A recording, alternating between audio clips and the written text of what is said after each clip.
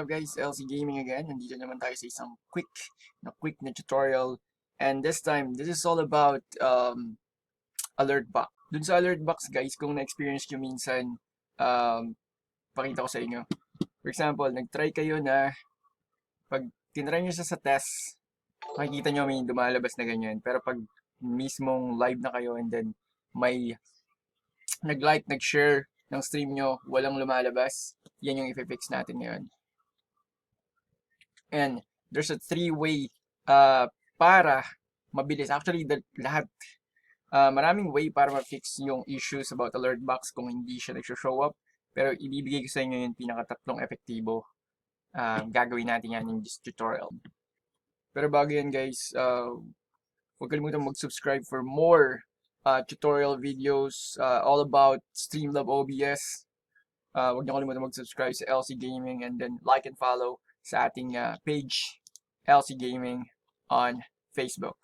Okay, so first, actually ang pinakauna sa lahat, pag hindi gumagana or nagka-problema yung Alertbox na guys, ang pinakauna sa lahat is make sure na meron kayo ng latest download or latest update about Streamlabs OBS. Lagi nyo naman siyang makikita dito sa streamlabs.com and then i-download nyo lang yung pinaka-latest version. Yan yung pinaka-first step kung hindi talaga gumagana yung Alertbox nyo. Step number 2 guys, so may time na nag-expire yung connection between yung link ng Facebook nyo kay Streamlabs OBS. So gagawin nyo lang doon ang second step natin.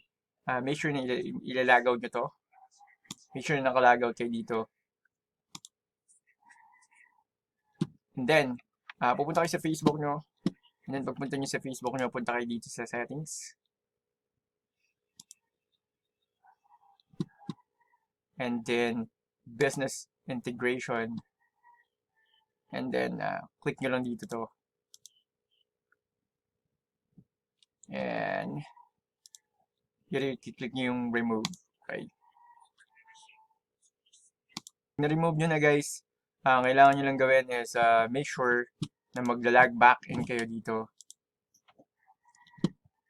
Pinaka-importante, kailangan naka-logout muna kayo sa Streamlabs OBS. Pag naka-logout na kayo, tsaka kayo mag-lag back in bago nyo i-remove dito sa business integration. Kailangan importante naka-logout muna kayo sa Streamlabs OBS. Or you have to log in via Facebook because this is about Facebook.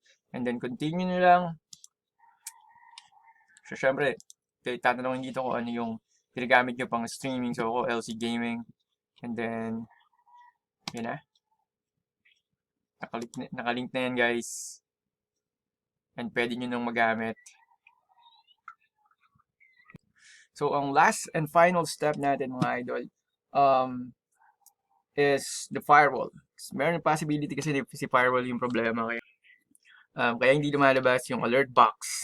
Dahil because of the firewall settings dun sa computer nyo. So, kung paano siya i-solve, ganito lang siya. Punta lang kayo dito sa search. And then, type nyo Windows Defender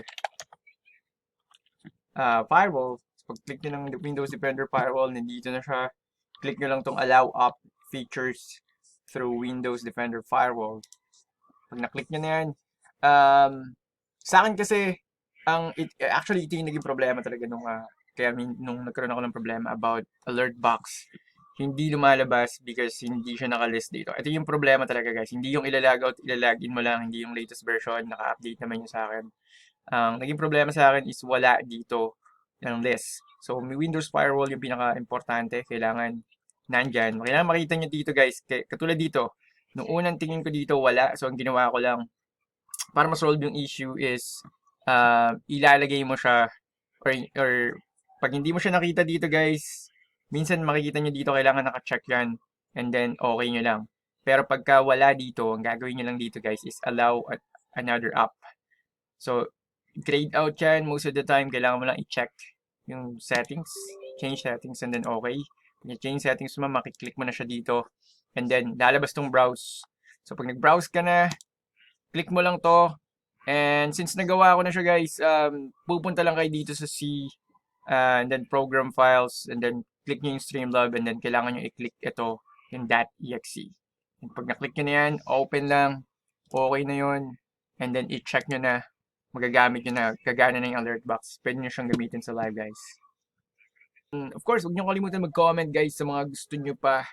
Everything about Streamlabs OBS, about streaming, mag-request, pwede kayo mag-request kung anong gusto nyo next tutorial natin.